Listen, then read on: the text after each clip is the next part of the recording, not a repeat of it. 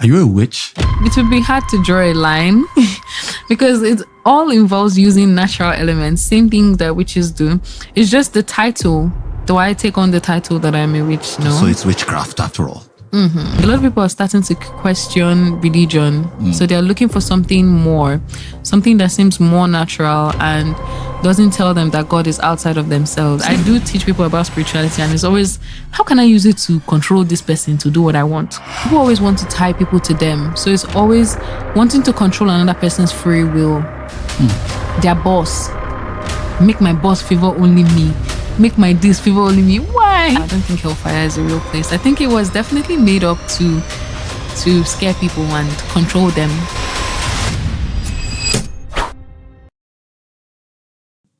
You know, I kind of feel this is going to be my favorite conversation on the Outside the Box podcast, because I've gotten really used to sitting down here with old people.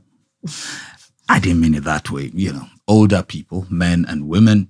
And I'm already excited that I'm going to be talking to my youngest guests ever so far, at least facially. But these days you never know, do you?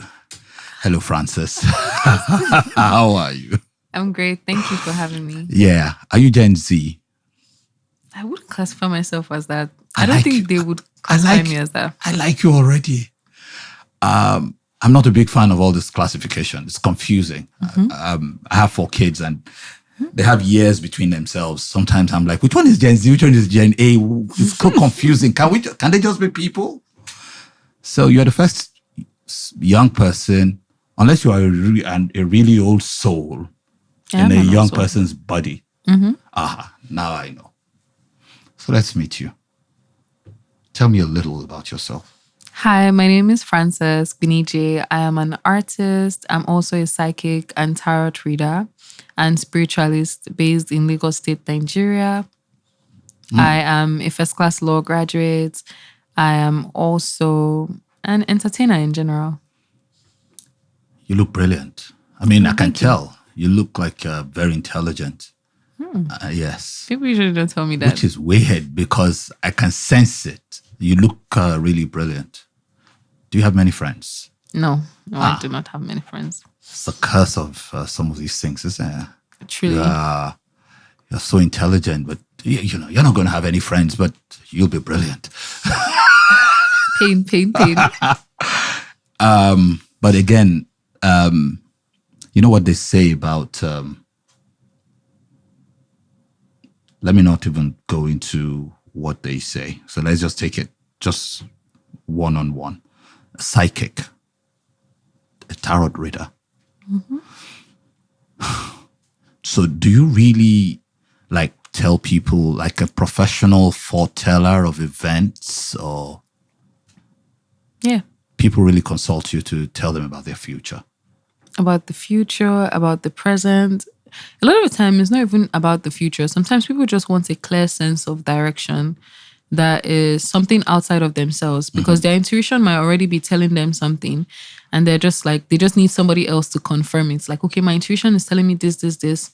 Am I on the right track? Yeah, I get that question a lot. Like, people just ask, am I on the right path? And I'm like, yeah, of course. Or not, or no, you need to change certain things up.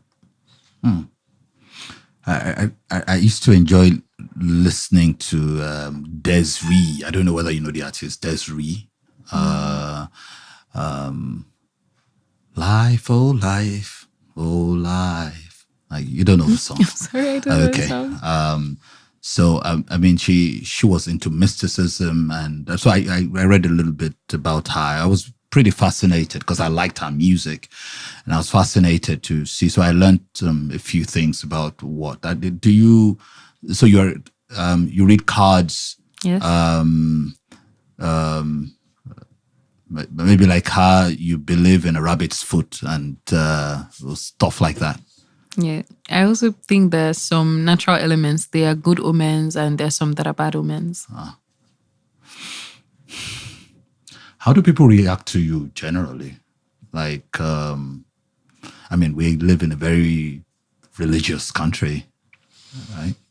I think it's balanced. I feel like people were in the age of Aquarius, so people are finding something. A lot of people are starting to question religion, so they're looking for something more, something that seems more natural and doesn't tell them that God is outside of themselves. So something that tells them that God is within you and devil energy is also within you. It just depends on how you choose to show up in the world. It's really about your actions, and I think they love that.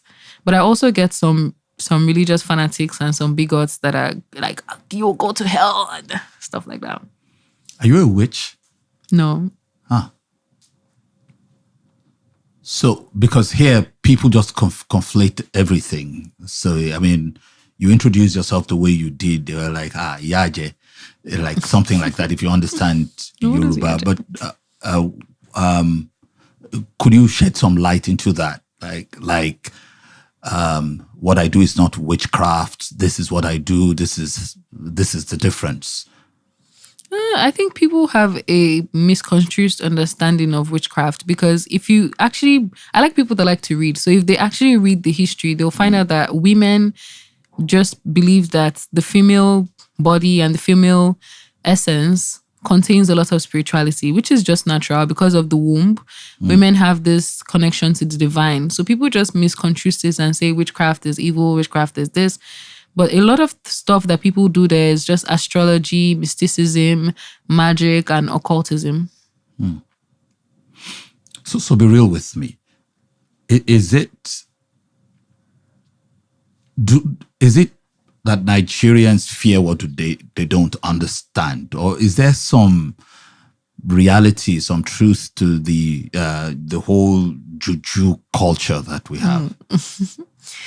Yes, I also firmly believe in African spirituality. It's not like I'm only involved in occultism or mysticism. I think that anything that Africans don't understand, immediately they first fear it. And then they're going to give it a bad name or a bad label, like, oh, it's so scary, this is it. But I think if they looked beyond the veil of illusions and just really peered in, they would understand many things and they would be able to really have a lot of advantage. Because even if you look at history, you see that a lot of people consulted with people, they consulted with astrologers, with witches, with people always to find a clear sense of direction. So they'll be like, I want to go into war, I want to go fight war. Should we do this? Is it going to be favorable for us? And then they would consult and be like, according to the stars, it's not going to be favorable for you. According to the stars, it's going to be favorable for you. So it's the same thing that happens now. Whether they're using an app or they're actually going to a soothsayer, same thing. What's the strongest reaction you ever got from somebody getting to know you and, knowing you like this, introducing yourself properly to them? Does any encounter jump up in your mind? Negative or positive? But we're mostly negative, I'd say. And mostly negative. People just get really scared. Like, I'm not going to talk to her.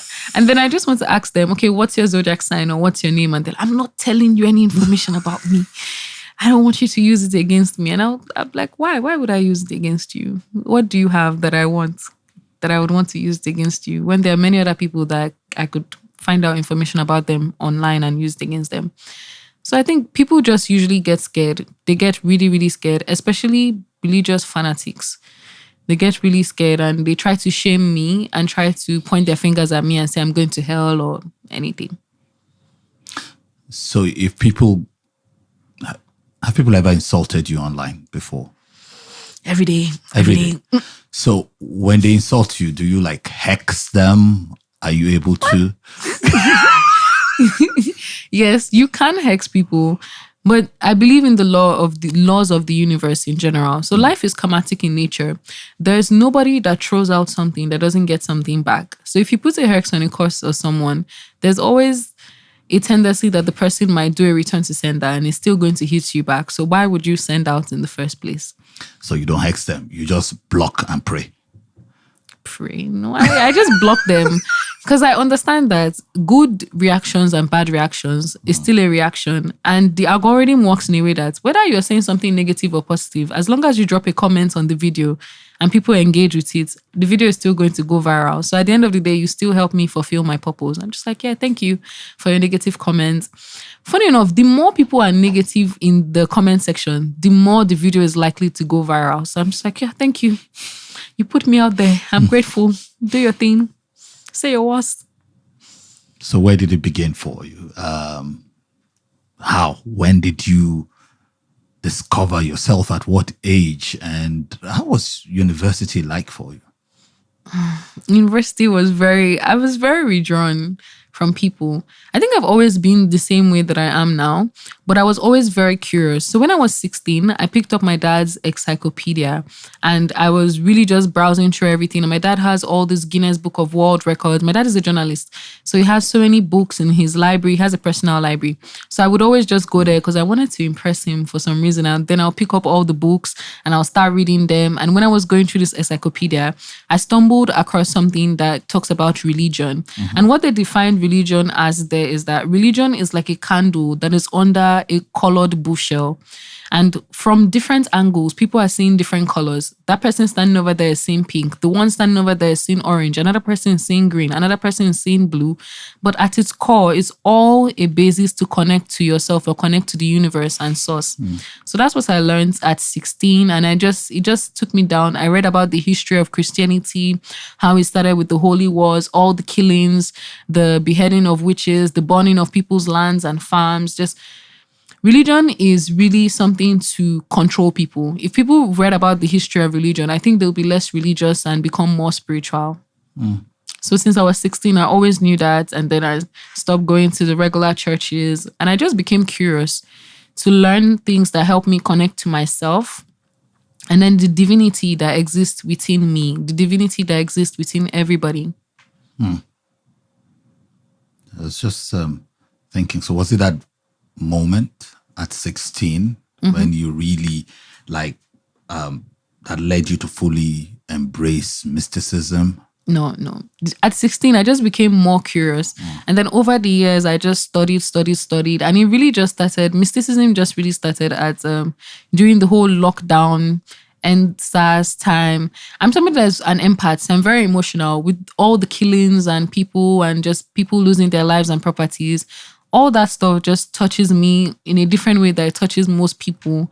And it really struck something inside of me. And I went down a path of discovering my own way of connecting to the divine. And then I realized that I've always been clairvoyant. Like I've always been, from a child, I've always been someone that had dreams, but I never knew what those dreams meant. I was just like, yeah, I'm always sleeping and dreaming about different stuff.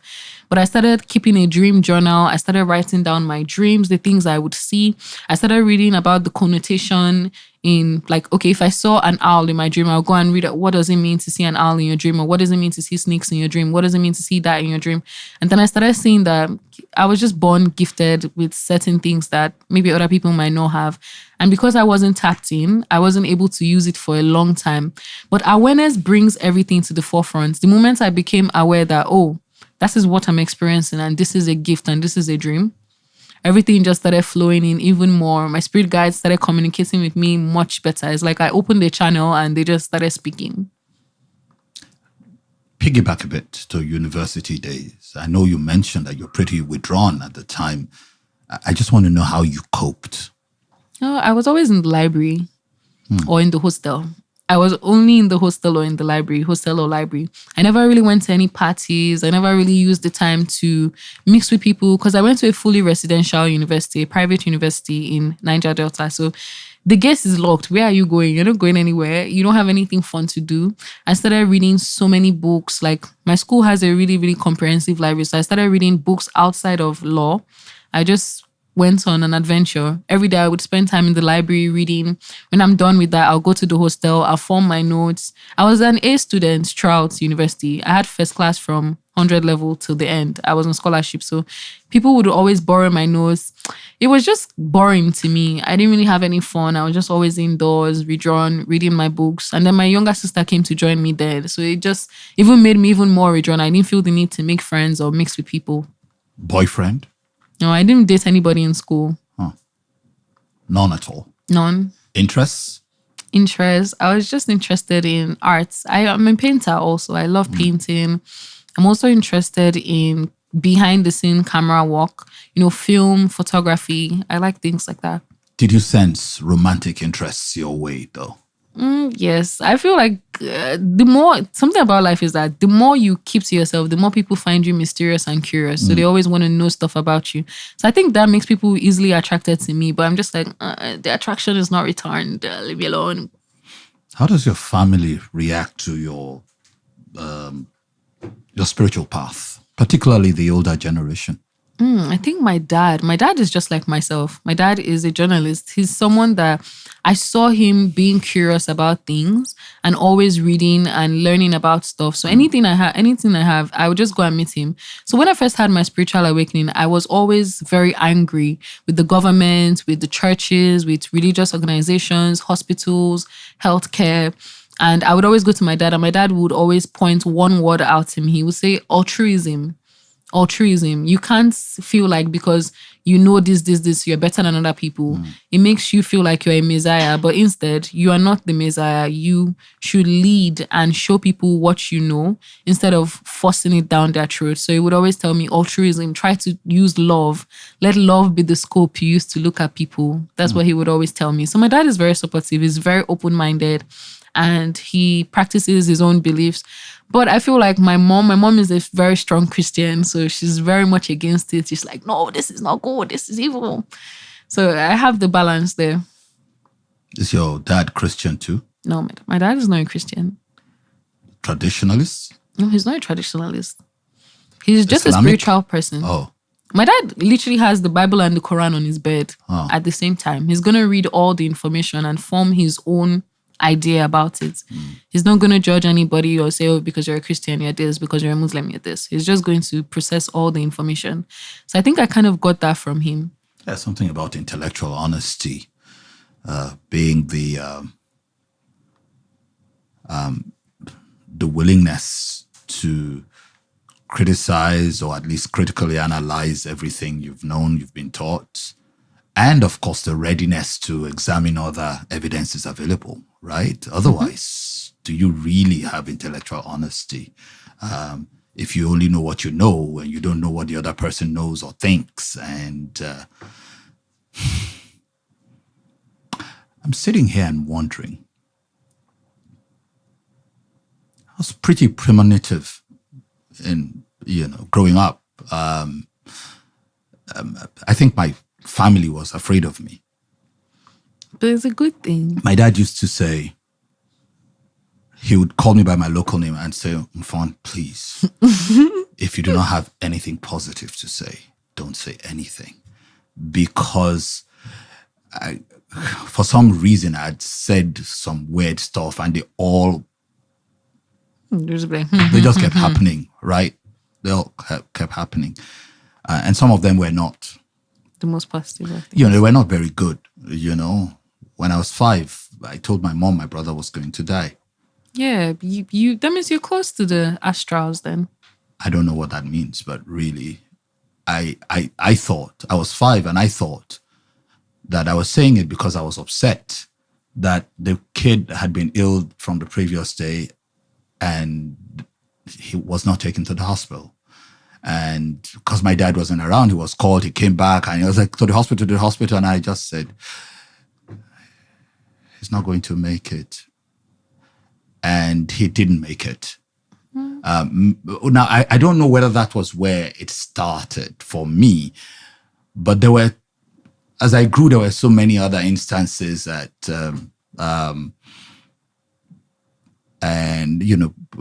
they were quite scared of what I would say.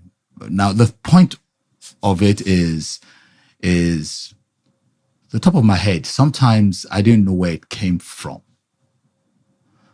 A neighbor went shopping once, like a big area uncle, has this lovely transparent bag, and I could see what was in it, right? He was trying to open the door, hey, uncle, welcome. I was going to get his bag. I was like, don't touch my bag. I was like, bros. Is it because of this Milo and this tint milk you have, this bottled milk, a bottle that's going to break before you open that door. Wild goes. And just as I said it, the bag tore and the milk broke. There were other bottles, nothing else broke. So they thought I was a witch and all of that. And for me, if you ask me whether I'd seen a flash before I said that, I don't have any memory of seeing anything. I just do you know what gift that is? Claircognizance. Claircognizance is clear knowing. You don't know how you know. You just know. You know it so much, like it's almost like no evidence on how I know this information, but I just have the download that this is going to happen. So that also happens to me. So that's a gift. There's clairvoyance, there's clairaudience, there's claircognizance. There are different clairs, and they're all psychic abilities. In other countries, they'll take it really serious. Some of them even get to work with like social security. They get to work with, what's this? CIA. They get to work with the CIA. But in Nigeria, It's like, oh my God, oh my Jesus. But it's a great gift, actually. And but the less you use your gift, the more your gifts will go away, though. So you definitely want to tap in and use it as much as possible. And if I don't? They'll go away. Yeah, maybe it's not a bad thing, actually. Maybe I'd rather not know. But that's just me. I'll probably rather not know. I hate the fact that I'm right most of the time. And sometimes I just wish I would not be right. I think it's just come down to if I feel really... So I used to say something. I used to say my mother had a witchcraft. That's me. I just play. And my mother must have been a witch, because if my mother met you the first time, my mother could either be so into you that it would probably embarrass you or annoy everybody else, or everybody else is into you and she's like but like 10 out of 10 times, we'll find out the reasons soon enough. So I often say, like, I probably inherited something from my mother where I'm so premonitive and I can tell you it's not going to end well. And it almost always does not end well. That's a gift. I don't want it. Okay. But the less you flex it, the more, it's like a muscle. Yeah. The less you flex it, the more it's going. I don't, because again, I know, I don't know what you think. Don't you think when you pursue this gift too much, powerful forces then take control of you, and then, your life then becomes something you probably think you're in control, but then there are powerful, really powerful spirit forces out there that then just literally push you this way or that way and use you for their own end, not necessarily for your own good. Don't you worry about that sometimes? No. I think before I start channeling, I always say the benevolent spirits of the highest white lights before I start channeling. But it reminds me of the story of Joan of Arc. Joan of Arc, when she was telling them all the things that she saw, they told her she was sick, that she had a fever, she should go and drink hot tea and rest. But she actually was able to lead her people to victory and everything because of her precognitive abilities. So I don't think people should push it to the side. I think they should tap in and use it more. Because I use mine almost every time. Before something happens, I could easily tell. I probably dream about it, or I probably feel it in my body, or I probably just sense that something is going to happen. And it's not all the time it's going to get you out of trouble, but at least 80% of the time it's going to help you avoid issues that you can easily avoid. Let me take you back to what you said earlier on about religion. You talked about the history of religion and all of that. Yeah, and I agree that religion has a very brutal history. But I'm just going to take one that I am quite familiar with because I was raised as a Christian. I am a Christian. Yes, Christianity was not founded during the Crusades. My learning says otherwise. My learning says Christianity started with Jesus himself, and then his disciples and his apostles, particularly Paul, who went around preaching, and none of those men either engaged in violence or encouraged violence. The Crusades came hundreds of years later by people who claimed to be Christian, who claimed to be custodian of the faith, and they did terrible things, egregious things. And we've seen it in different other religions where you convert or you cease to exist or stuff like that. And where religion is used as a tool of enslavement, of colonization and all of that. So I am wondering, is it a case, is the religion the problem? Is spirituality the problem? Or is it a people problem? People. It's people and their need for power and control. That's the problem. But they use it as a tool. That's why people need to be more spiritual and have their own findings and have their own inner conviction. Okay, this is why I'm doing this. But not simply because of a sheeple mentality. Everybody should do this. Everybody should move like this. Everybody should do according to this.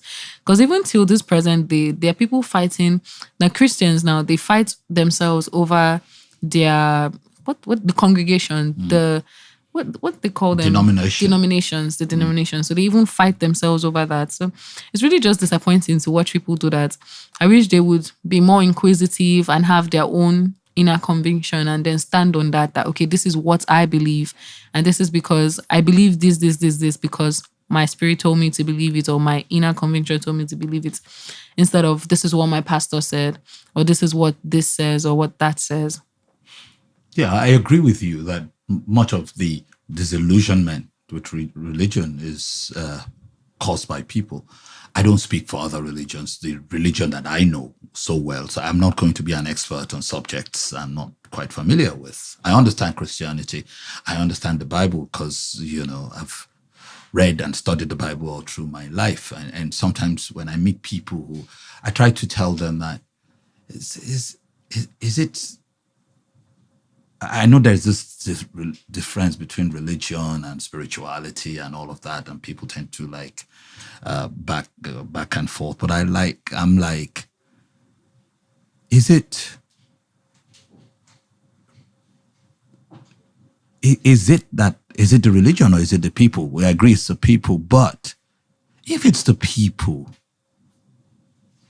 isn't it possible to allow what people do influence me to the point where if there is some truth out there, I miss it because I'm reacting and responding to what people do? Have you ever thought? That's very possible, actually. Yeah, it is, isn't it? Mm-hmm. It's food for thought. But I just want to ask you, there's one question that I want to ask before I ask that. Was there a period where you felt you were hiding yourself, your abilities, your true self? Yes, definitely. For a long time, I couldn't speak about it to anybody. So I feel like even with the spirituality, there's a phase called the dark night of the soul, and you go through this isolation phase where everyone around you thinks you're insane. Even if you try to tell them about it, they're still going to think you're crazy because it's like, what are you talking about? You're telling me that you can see the future, or you're telling me that you have this inclination to tell what someone is going to do. No, nobody's going to believe you. In short, they're not going to like you because of it. They're going to be like, this person is too aware. No. And so I went through that whole isolation phase for years. I just couldn't talk to anyone about it. But I realized that in spirituality also, the age of Aquarius is now. Because of the internet and the connectivity of social media, people are starting to become so curious and inquisitive. They just want to know more. So I was like, yeah, it's finally time to share the information with the world. And then I started to make videos and talk about it. And I realized that there were many other people going through exactly the same thing I was going through. And they were like, finally, someone is talking about it. I can talk about it. And then other people got inspired by me also to start their own shows or their own channels or their own, should I say, TikTok accounts and start posting stuff about it too. For the uninitiated, what's the age of Aquarius though? The age of Aquarius is the age of awareness. That's just what it is. Aquarius is a sign that really has to do with the mind. All the signs like Gemini, Libra, and Aquarius, they all have to do with the mentals. So sword is all about your communication and the mind. So awareness is about the thinking and being able to communicate that information. And that's the age we're in because of our telephone devices and all the devices. you can see things before they happen. Yes. Been a lot going on in Nigeria. Do you see some of them before they happen? Yes, I see that. Now, what I see presently is that things are going to get much worse. Sorry to say, but things are going to get much worse. Cost of living is going to get much higher and things are going to be more difficult. And people will start to not like the people that are in the public lights, like people that are in the public light, like maybe celebrities and superstars that are not using their platform to say anything relevant or do anything relevant. People are going to start unfollowing them and being like, nah, we don't even care about you. You're not really using your platform properly. And then they're going to gravitate towards people that are more hospitable, humanitarians, people that are helping other people. And those are going to become the new celebrities. Yeah. You know, I kind of agree with you that things are going to get much worse. I'm absolutely positive. Convinced of it. Beyond positive, I'm convinced of it. That they'll get better. Worse. Oh, worse, yes. Much worse. They're going to get much worse before it gets better. You know how I know? How? The Bible. Oh, the Bible says that. Yes, it does. Very clearly too. I'm just thinking, is there a way to avert whatever hardship is coming Nigeria's way? Because it is coming. I think it's only the people that can do something about it. The people that have a lot of resources, if they can do something with their resources to help the other people that have less resources, and then the people turn against, I'm not saying they should turn against the government in a violent way, but turn against the government in a hospitable way where love and altruism now becomes the order of the day. Oh, my brother doesn't have, let me give to my brother. This one doesn't have this. I have more than enough. I have so many houses. I have so many cars. Why can't I help other people? So it's only when the people start loving the other people and instead of using money as a tool to create hierarchy and use money as a tool for what is actually supposed to be used for, that's when it can get better. But other than that, the government is not going to help. I'm going to tell you guys the truth. The governments and the religious organizations and the hospitals and all that, they're not going to help anybody. It's their business that you do not do well. They profit more when we're not doing so well. But it's only the people that can finally help the people. Yeah. And so just your educated guess, do you really think people will help people? No. So we're doomed either way. So anyway, and I kind of agree with you. I'm surprised at how many fronts of agreement that I reach with you. Again, how do I know? The Bible. It talks about man dominating man to his injury. It's just the way man is. Man is not going to solve man's problems, no matter what you do. They're going to be like, as long as it doesn't affect me. Well, you see, that's the thing.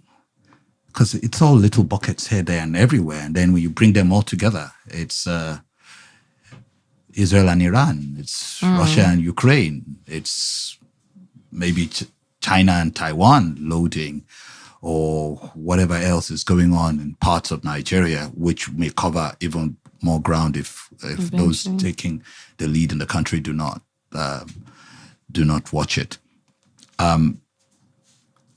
So here I am wondering,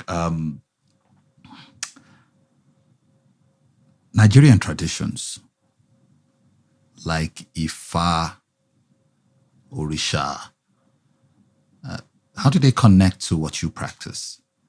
I think all spirituality is based off African spirituality. Even the divination, like tarot divination, they literally copied that from Ifa divination, which is the use of... Ifa is actually very beautiful, actually. They came up with one of the most ahead of its time divination. Now, because I read things with an open mind, some persons might read it and be like, oh, this is archaic. But there's nothing archaic about that. It's the basis of computers, the ones and zeros.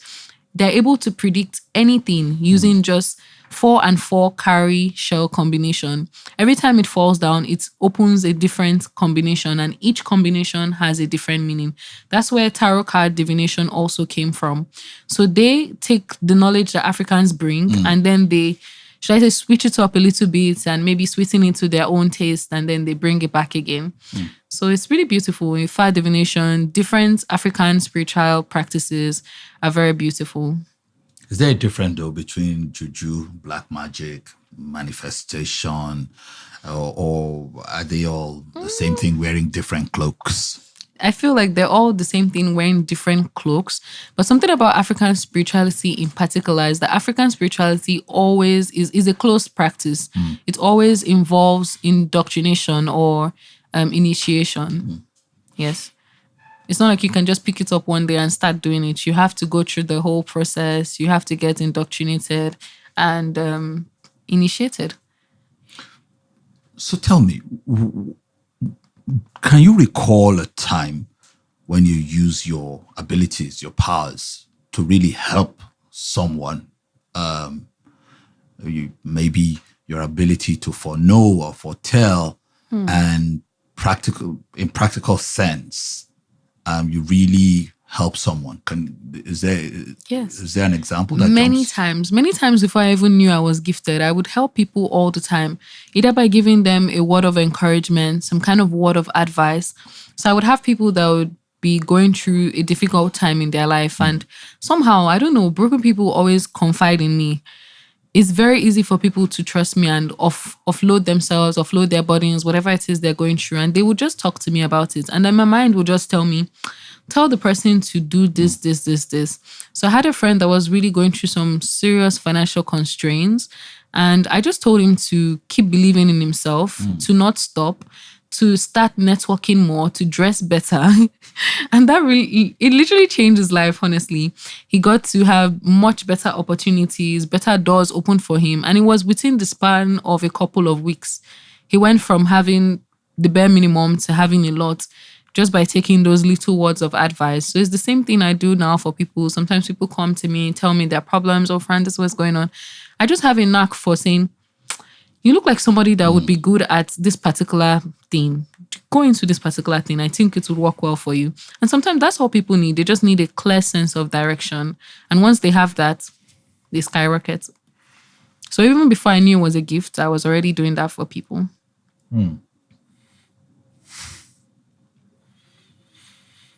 So in the Nigeria context, you mentioned the occult and all of that. Is there something occultic in nature that is there in Nigeria that maybe people are blind to?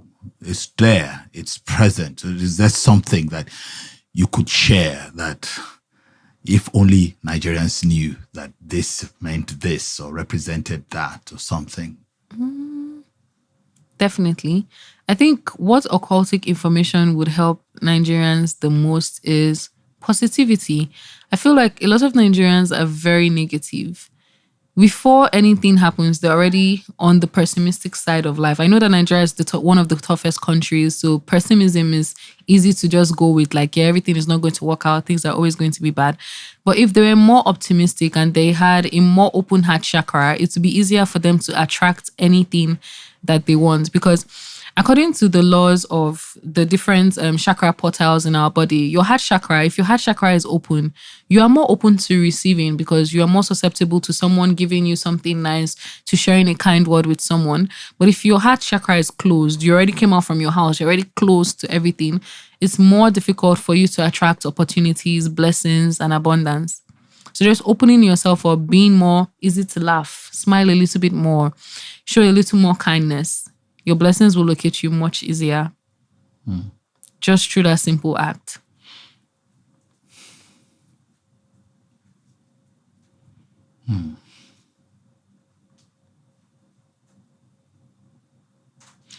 So, there are many thoughts in my head, and I'm trying to just organize them because they're just running everywhere and then. And Is the clear cognizance? do you do rituals? Yes. But nothing too crazy. Now, with rituals, there are different classes. There's classes where you use just natural elements like, let me say, herbs and things like that. That's what I do. I do candle magic, spell work, and natural herbs. But there are also some really close practices where they use like maybe blood and sacrifices, but that's not what I do actually. What's the most powerful one you've ever done? What's the most powerful? Ritual. The moon cycle, working with the moon cycle. So tomorrow there's going to be a new moon on the 25th of June. There's going to be a new moon tomorrow. It's a good time for you to manifest. It's a good time for you to get out your sage your home, clean your space, get rid of any stagnant things in your space. It's also a good time for you to maybe light a green candle, get some bay leaf, some cinnamon, some star anise, some cloves, some rice, some green adventurine crystal, or you get Pride, or you get merchant stone, which is citrine, and just put them out and then write a manifestation list and focus on your intentions. And it's much easier for you to pull them in using the cycles of the moon. So I do a lot of work with the moon. I'm also a Cancer sign, and we're very, very connected to intuition and the moon. Is it or is it not disrespectful to go to church on Sunday and burn sage on Monday? I don't know. I don't know about that. For me, it wouldn't be, because I feel like people go to churches because of the association sometimes. Sometimes they like that they get to meet some cool people at the church places. But I don't go to church, so I can't really say.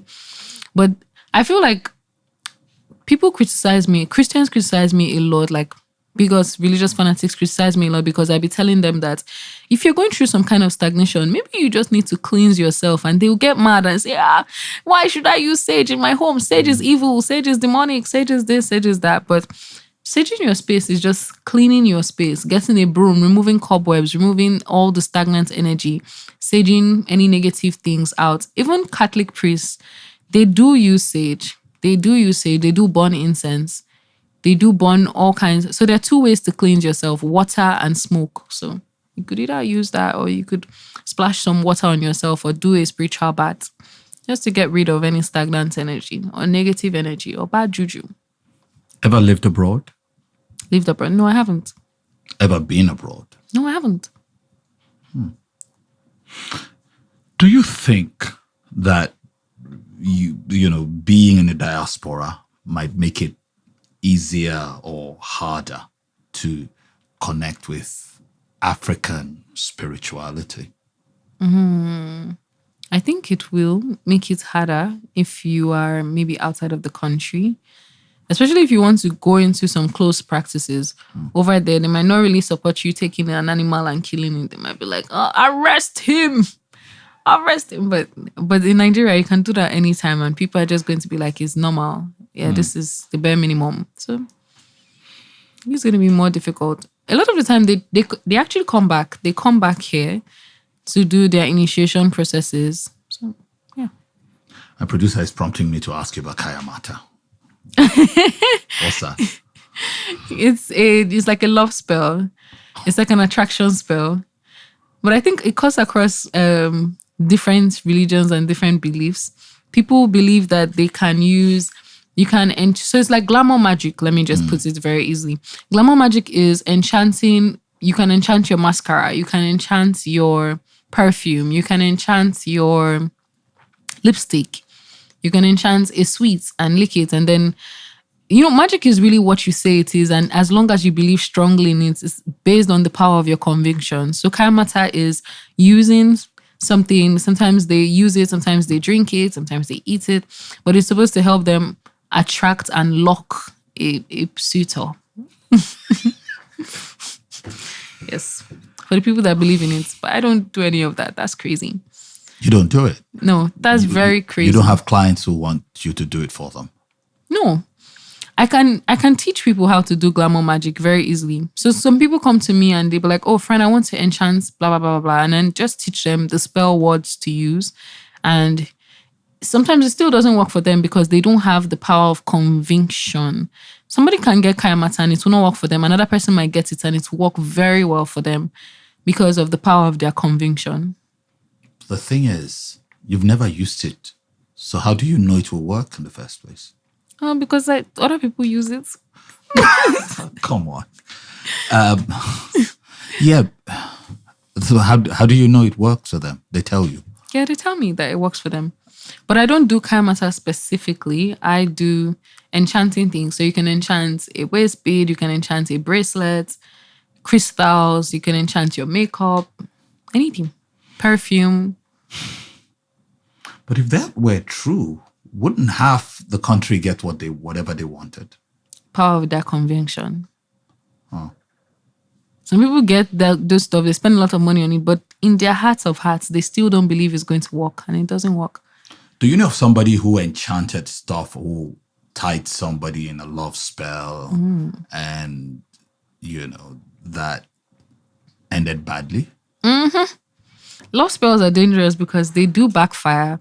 That's when you see people, they'll get married, right? They'll get married to somebody. The marriage seems so graceful, so beautiful. And then one day the person just wakes up and is like, who are you? I don't even like you. And then the person starts maltreating the person, beating the person up, really being mean and wicked to the person. And everybody's surprised, like, but you loved this lady 1 minute ago. And why are you acting like this towards the person now? But it's because the person has fallen out of it. Or the spell has broken and the person is out of the spell now, and then they start mistreating the person, treating the person really, really bad. Are you sure what you just said now is not Nollywood inspired? No. It's reality. People fall out of the love spell. Love spell backfiring, it depends on how crazy the person did it. So some people will jump into another person's reality, like the destiny swappers. The ones that know that, okay, this person is fated to marry this person. They're like, no. I want to be the person that ends up with this person, and then they go do that. But then again, the person's eye gets clear and the person becomes so mad at them and becomes so evil and wicked, cheats on them, mistreats them.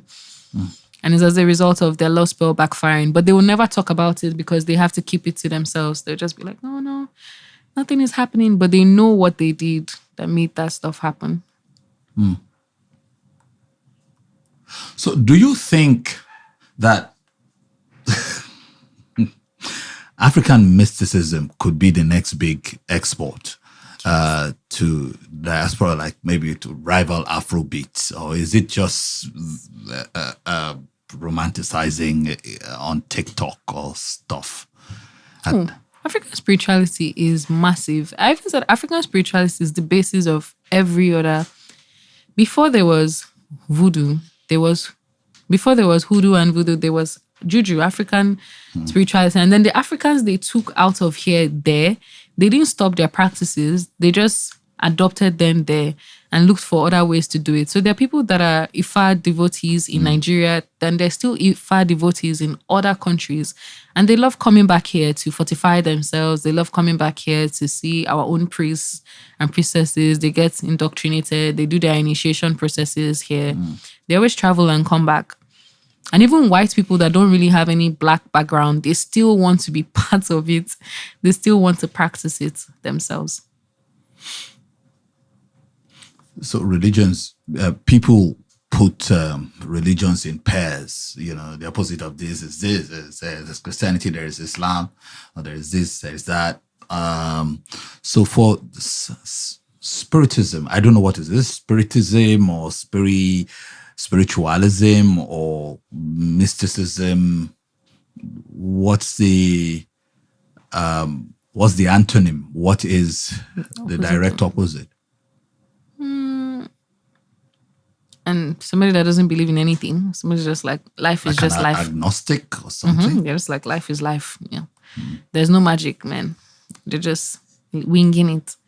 But the craziest thing is that I believe in the psychology of things, psychology of religion, that whatever you believe in will work for you as long as you have that strong conviction.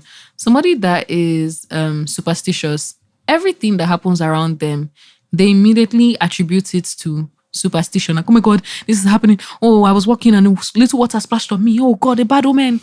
And it works for them. And then bad things happen to them because that's what they believe. It's all about the power of your mind. Same thing with magic. So if you're learning about mysticism and magic and spell work, the first thing they'll tell you is your spell is not going to work if you don't believe that your spell is going to work. The power of your mind is everything. So if the person is a Christian, every Christian doctrine is going to work for them because they are judged by here. Your mind. Your mind is the first judge. It judges you inside of yourself. So whatever you believe in is going to work for you. Do you think Nigeria is under a spell? Yes. The entirety of mankind is under a spell. Spells are everywhere. First, the English language is a spell. The entire language that we're speaking presently is filled with spells. And it was concocted by people that, okay, how do we enslave the masses without letting them know that they are really enslaved? We don't want them to know they're enslaved. We want them to feel as free, but we want them to be enslaved in a way that they don't even know. So they use all that to enslave the masses. How many languages do you speak? Just one. I speak just English and Pidgin, funny enough. So you're under this spell then? Yes. The English spell? Yes. Can't you cast a counter spell to get yourself out of it? Well, I feel like once you become aware, you're kind of out of the spell. Once you break out of the matrix, should I use for better terminology? When you break out of the matrix, you're already outside of the spell. See the name of this show, Outside the Box. Outside. So you took the red pill? Yeah. To think clearly, to think straight, and see beyond delusions. But I asked, and the other part of the questions I asked by politicians. By in politicians. Nigeria's Yes. case, is Nigeria under the spell of politicians? Definitely. And the spell comes from the highest hierarchies. Like the highest hierarchies, I don't know if I should even say this, let alone come back that rest, will kill me. But the highest hierarchies from like the secret families that control the world, to the government, to the medicals, to the entertainers, all that is control. There is a serious hierarchy before you even get to like the bare minimum, like the law enforcers, before they even get to the masses. That's just like me and you, the regular people. So there's already some insane hierarchy that exists before you get to the masses, the people that they want to control. And we're all controlled in a way where we don't even know we're being controlled. You watch stuff on the TV every day. You watch programs every day. But the program is programming to program your mind. You go to school, you are enslaved there with indoctrination and dogma. Don't break out of this confinement. We want you to think about only this information that we're giving you. Don't be curious. Don't think outside the box. But it's all about breaking out of the matrix by thinking outside of the box. Thinking outside the box. Yes, we have to. I think the name was not chosen for nothing. I like to have these conversations that are outside the box, actually.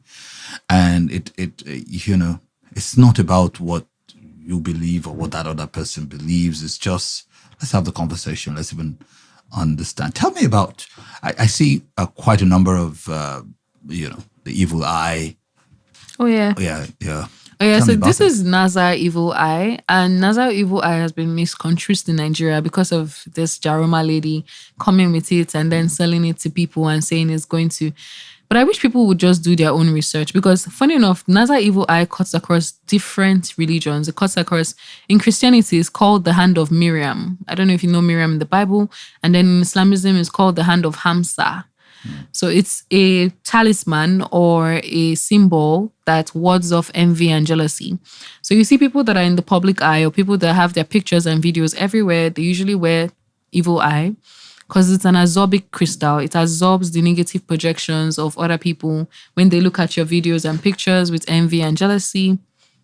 Yeah. So the hand of Miriam. The hand of Miriam, the hand of Hamsa. I'm not wearing the hand of Hamsa today, but it's usually like, it looks like a hand with 3 fingers in the middle and 2 fingers by the side. And then it has this symbol at the middle of it. Same Miriam, sister of Moses, sister of Aaron. What's the story? It's just a protective talisman. That's what is believed across different practices. So even if you go to Turkey, where Christianity is not, there's no Christians there, but people still wear it over there. Especially there, people wear it a lot. So a lot of the jewelry is imported from Turkey.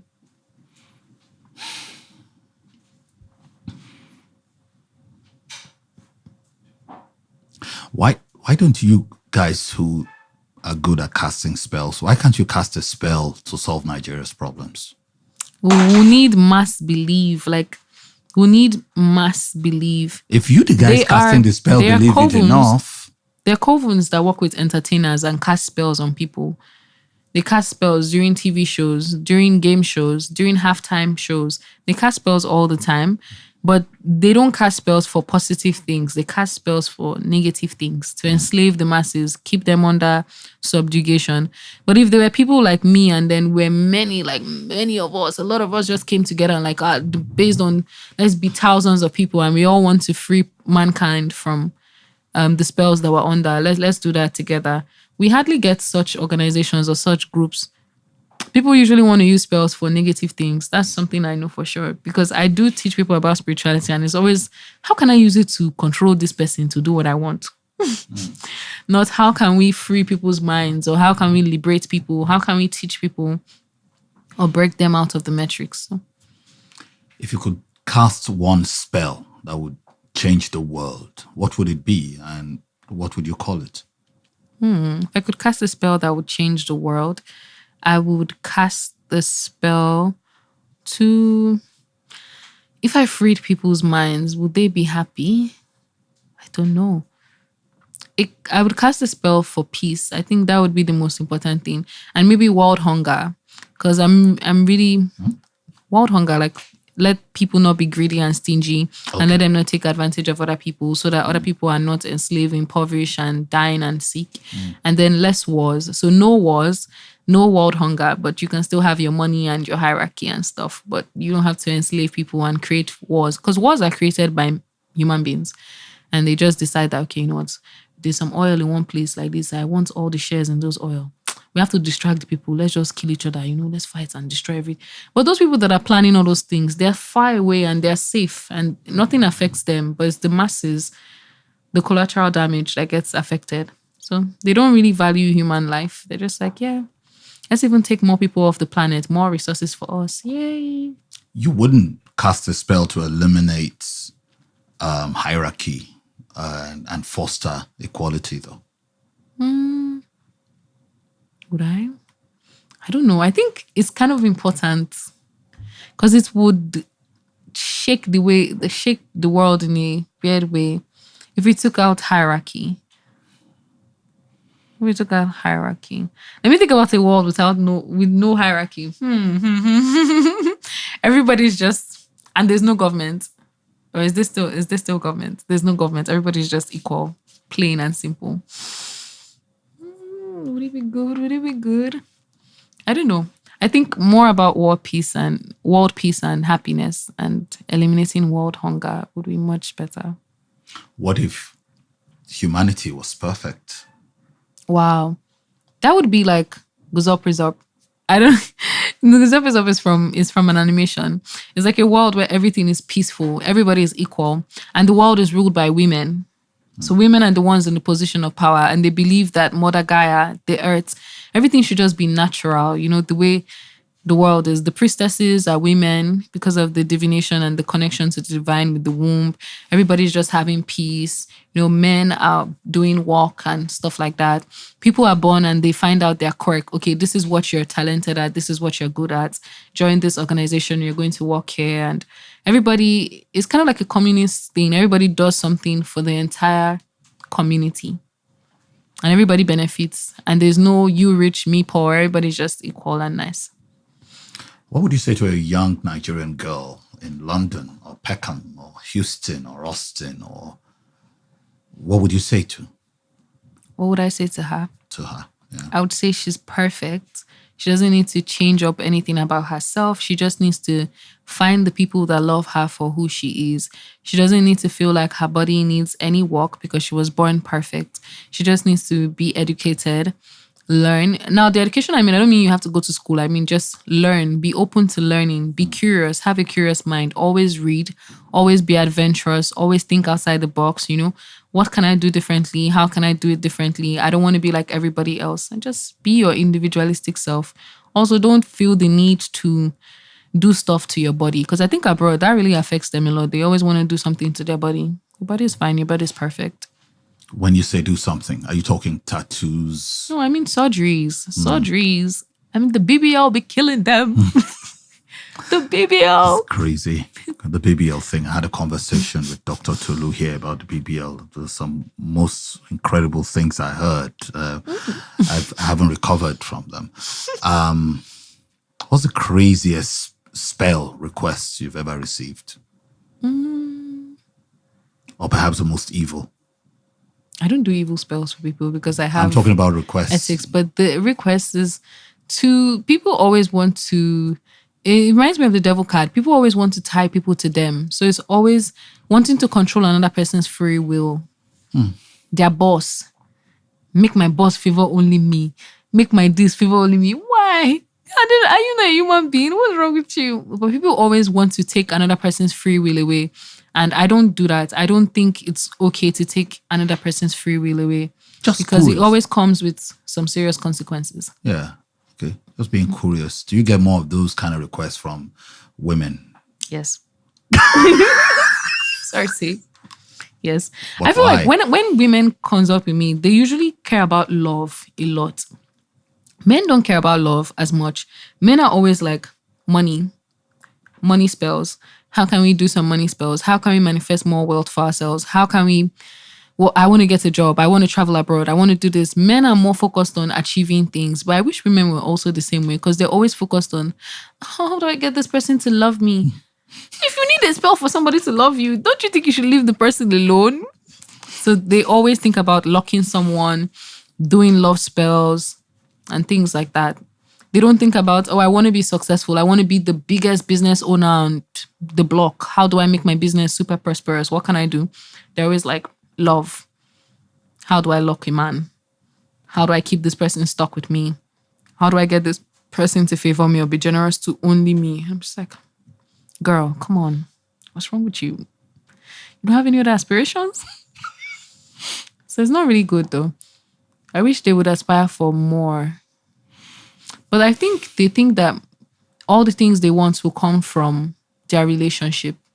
Yeah, they usually say like, okay, the person I'm with is going to provide everything that I want. But there's some stuff you can also do yourself. Where does that come from though? Is it inferiority complex? Is it just human nature? Is it that women were designed to look up to men?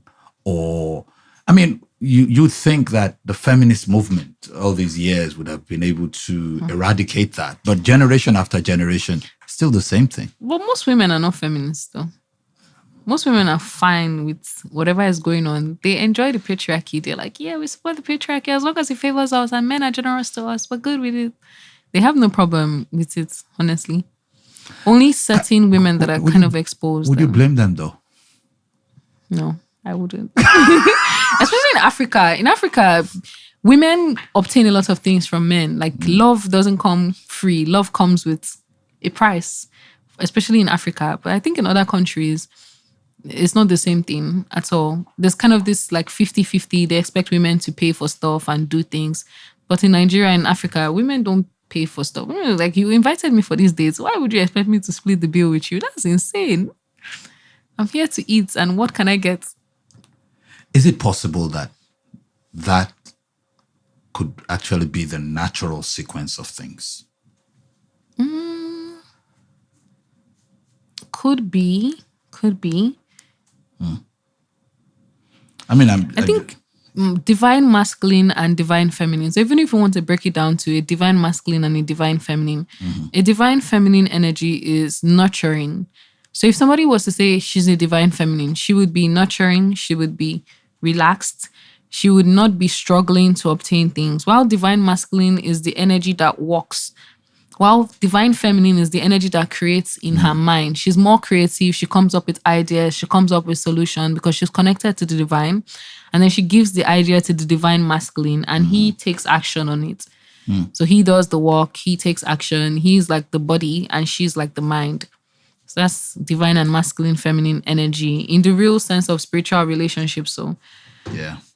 I'm just like, not to sound preachy, but I'm just going through, I talk about, the Bible. So I'm reading a part of the Bible here, Ephesians 5:33. Nevertheless, each one of you must love his wife as he does himself. On the other hand, the wife should have deep respect for her husband. Everywhere I look, love is important. The well-being of a woman. Important. Love the woman. Love her. Love her. Usually the woman is not even told to love. Just with respect to your husband. Love your wife. Honor her. Maybe it's their natural inclination to want to be loved. Who doesn't? I think men also want to be loved. Everybody wants to be loved, honestly. I think love is great. Also, even if you look at love outside of the romantic sense, just being more altruistic and loving people in general is really good. Final question. Do you do astral travel? Yes, I do astral travels. Induced. So could you shed a little light on that? Okay. So if you do want to astral travel, you will have to practice. It's not like you're just going to get it on the first try. Always try to be in the most comfortable of spaces. Always lie down upright. Don't change your position so that you're able to get back into your body. And try simple things. Try dimensions. Instead of thinking about an actual place, like, oh, I want to go to the bank, or I want to go to a shop, or I want to go to here or there. Try dimensions first. Let me go to a lower dimension. Let me go to a higher dimension and see what it's like. Unnamed places. Unnamed places, yeah. You can be like, okay, I want to go to the 5th dimension. I want to go to the 4th dimension, which is maybe a lower dimension. I want to go to the 2D. I want to go to this is the 3D. This is the 3D world. So you can go to the 5th dimension. You can go to a really high plane, maybe where the angelic presence is. You could go to anywhere you want. Where have you ever gone? Where have I gone? I've gone to lower dimensions, and it's maybe trees, the place where trees have consciousness. And then trees have a lot of wisdom, actually. You can talk to the trees. You can go to the places where birds have high dimensions. You could go to really high dimensions, like 7th dimension, where they're like angels. And you will be scared shitless because angels don't look like what we think angels look like. Angels look mad scary because they look like eyes. And they look really, really scary. And it's going to perplex you. So all I'm going to say about astral projection is be open-minded and be careful, because you can astral project and you can lose yourself and it will be difficult for you to get back into your body. So many people have died as a result of astral projecting because their soul gets lost and they're not able to reconnect to their human body, come back to the 3D. And then you just say, this person died in their sleep. What happened? Yeah, they died in their sleep. Interesting. I apologize. I said it will be the last question. No problem. Are you in a relationship right now? No. When was the last time you were in a relationship? That was a long time ago. Like 2024, April. How long did that relationship last? Like 6 months. What's the longest relationship you've ever been in? 3 years. It had times. Was it close? Close relationship, or was it a distance relationship? It was a close relationship. At first, it was distant because I was in university, and then I graduated, and then it was close. It was okay, but it didn't end so well. But it was sometimes there are 3 different types of spiritual relationships. There's karmic relationships, there's twin flames, and then there's soulmates. So that person was definitely my karmic person, and I had to learn some karmic lessons and break out of some karmic cycles so that I don't continue getting into relationships that are like that. A karmic cycle is like, if you date this person, you're supposed to learn something from it. If not, the universe is going to give you the same lesson, but in a different person. They look different, but the relationship kind of feels like, well, this is similar to what happened previously. Why is this happening again? It's like a karmic cycle. So if you don't break that cycle, it will keep repeating itself. So I had to learn how to stop being codependent. That was what it was. I had to stop being codependent and then break out of that and being my own individual person. Because when I was dating that person for 3 years, I lost myself completely. I had no identity. I was just his girlfriend. So just to unpack, you are not a witch. No. You are not Babalao. No. I am a psychic and tarot reader. What's the and difference between a spiritualist. psychic and you talked about the cowries, which in the Ifa tradition and Yoruba is called Okbele. If you've heard it, where you throw the cowries and you know, it tells you tales, or it tells you what is, what was, what could yet be, and stuff like that. In my university days, I read and I came across this whole Ifa Corpus things. Very cool. You know, I've been to Brazil and I've seen the the very traditional Yemoja. Oshun, called all of that. And I've seen these things everywhere. So just for somebody who just picked us this last part and who probably didn't get to see most parts, it's not witchcraft, it's mysticism. Just finally, the difference. The difference between witchcraft and mysticism. It would be hard to draw a line because it all involves using natural elements, same thing that witches do. It's just the title Do I take on the title that I'm a witch? No. So it's witchcraft after all. But do I call myself like, I'm a witch strictly? No. I don't take on that title. But it's still the same thing. The use of natural herbs, the use of fire, water, earth, and air, harnessing of natural elements like ether, spirit, harnessing things like candle magic and spell work. Same thing. I don't know much about your beliefs and practices, but I like you very much. Thank you. So to just throw this in, do you believe in the devil? And is he a friend or foe? I don't think the devil is outside of us. Like the way I look at God and devil energy, I look at them as energies instead of God is outside of me, devil is outside of me. I believe that there's a way you will act that you will literally be a devil. You're a human being on this planet. But from your actions, I said something about people's actions. That's how I classify people. It's not based on what they say. I'm a Christian, I'm a this, and I don't care about that. I care about your actions. If you act devilish, you're a devil. If you act from your 3 lower chakras, that's envy, jealousy, greed, gluttony, all those 7 deadly sins, you are exactly the same as the devil because you are letting the devil enter you. The devil doesn't have a physical form. He can't do anything except you allow that consume your heart. And then God energies from here, Christ consciousness, high vibrational frequency, love, altruism, kindness, connection to the divine, loving animals, plants, people. So that's God energy. So if you're acting from those high vibrational places, you're God. But if you're acting low vibrational, evil, envious, killing people, doing bad things, same as the devil. The devil doesn't need to come in a physical form. You can embody the devil energy. You can also embody God energy too. It just depends on you. So your actions. Actions are louder than words. Because people will put on an image like, no, I'm very godly, but they do horrible, evil things. And their heart is filled with contempt about another human being. So they're just the same as the devil to me. Do you believe in some fiery furnace where people burn eternally? No. I think all that was just created to put fear in people's minds.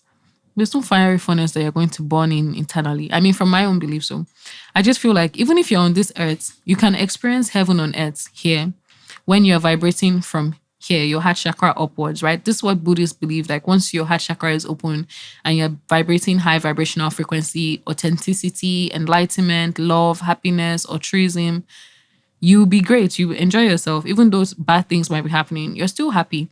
But if you're from those lower chakra portals down, guilt, shame, envy, jealousy, killing, bad things, you're going to experience hell on earth. So you create your own reality and you shape your own reality. It just depends on you and what you choose. So hellfire is not a real thing? No, I don't think hellfire is a real place. I think it was definitely made up to scare people and control them. So don't be scared about your afterlife. You're going to die. But I believe that when people die, they either get reincarnated or their soul just goes back to the creator. Or they simply just cease to exist. Right. Or they simply just cease to exist. Food for thought. Such a fine pleasure. Thank you for having me. I did enjoy this. It's also nice to talk to somebody that's open-minded, not somebody that's like about everything. You're just like, okay, this is what you believe, but I don't need to force my own beliefs down your throats. I agree. Thank you. It was eye-opening for me. Oh, thank you for having me. I enjoyed being here. You're welcome. Thank you.